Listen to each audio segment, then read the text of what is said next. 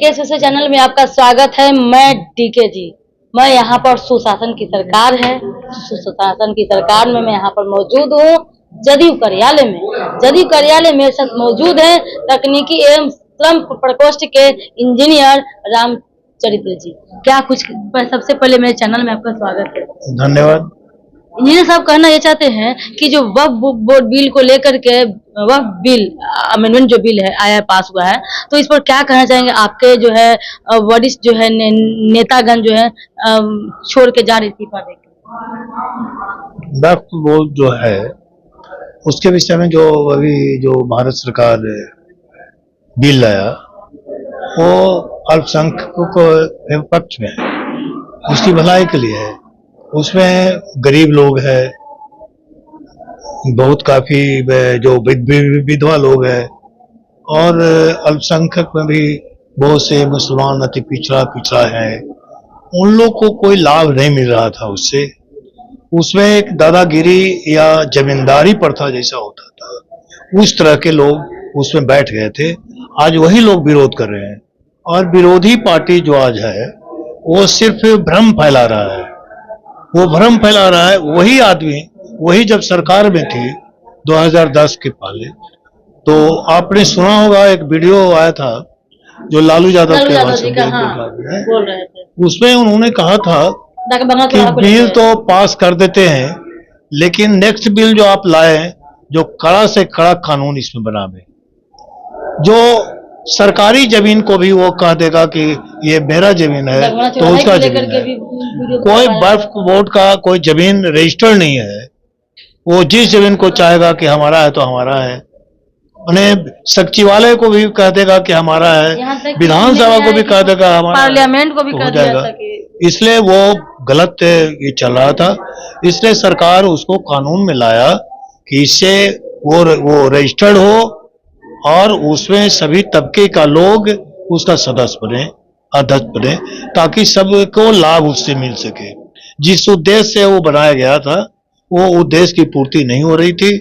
उससे कुछ तबके लोग उसमें हैं, जो ठेकेदार लोग हैं, वही जमींदारी को कर रहे हैं। आपने विधायक बनाया, आपने सदन में भेजा, सब चीजें, कि फिर पार्टी क्यों छोड़ दी इस्तीफा दे दी? नहीं, उसमें हमारी पार्टी जो उसमें साथ दिया, हमारी पार्टी उसको खूब अच्छी तरह से देखा। उसमें कुछ संशोधन लाया, उसमें 3 संशोधन लाया, तीनों वो उसमें सन्निहित किया गया, हटाया गया, और इनकी बात को माना गया हमारी पार्टी को। तो आपकी तो खलबली, पार्टी में तो खलबली है। कुछ जो है जो विधानसभा चुनाव को लेकर के 25 में जो है आपके जो वरिष्ठ नेता जो है मुस्लिम कम्युनिटी के, वो छोड़ के चले गए। मीडिया में, सिर्फ मीडिया में है कि ये पार्टी छोड़कर जा रहा है। एक भी जो हमारा जो पदाधिकारी है पार्टी में, वो अगर कोई बता दे कि ये छोड़ कर गया है, तो मैं कहूंगा कि छोड़ कर गया।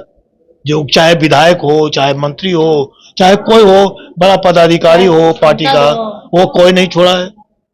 और अगर वो जिसको कहते हैं, झगड़ा क्यों हो गया? जब पीसी रखा गया था वक्फ बोर्ड को लेकर के 2 दिन पहले, जिसमें जो है अंजुम आरा जी थी, तो उसमें तो फिर वो 12 मिनट का चला, उसके बाद फिर उसमें जो है वार्तालाप इस तरीके से हुआ कि झगड़ा होने लगा। नहीं, ऐसा नहीं है। उसमें जो कहना था, वो जो बोलना था, जो बोल चुके थे, उसमें जरूरत नहीं थी। 2 प्रवक्ता बैठी हुई थी और अल्पसंख्यक का अध्यक्ष बैठे हुए थे, उन लोग ये कर रहे थे और लोग साथ में थे।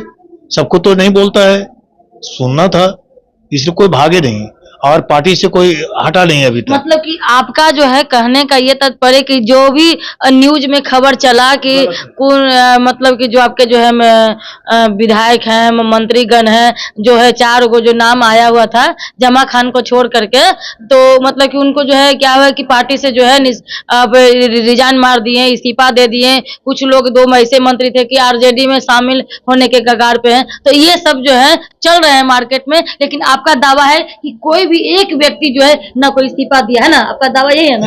आपको पता होगा कि आप मीडिया कर्मी हैं। जी जी।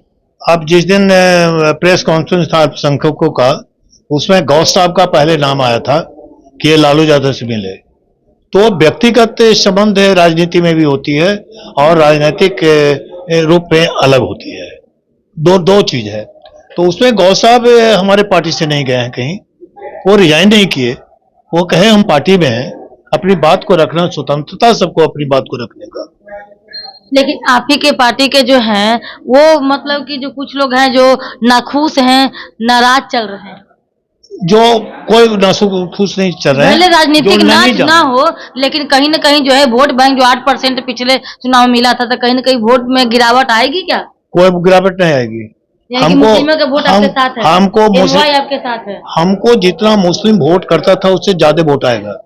ज्यादा वोट आएगा। ज्यादा वोट आपका आएगा। दावा है कि जितना मुस्लिम वोट करता था बाबा पिलाने के बाद ज्यादा आएगा। ज्यादा आएगा।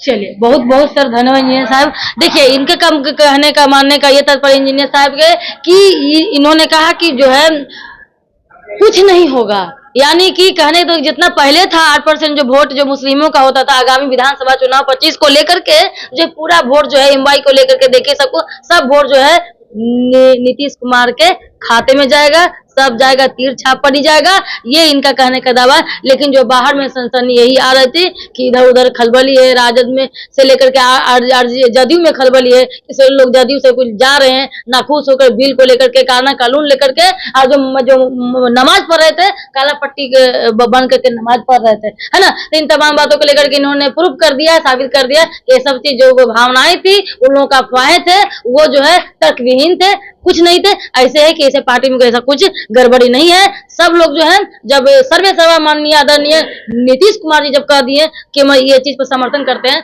पार्टी को हर हालत में मानना पड़ेगा। और जो इफ बट करने से कुछ नहीं होता है, जो करेंगे डबल इंजन की सरकार करेगी, नीतीश कुमार जी करेंगे, क्योंकि 25 फिर से नीतीश। जय हिंद, जय भारत।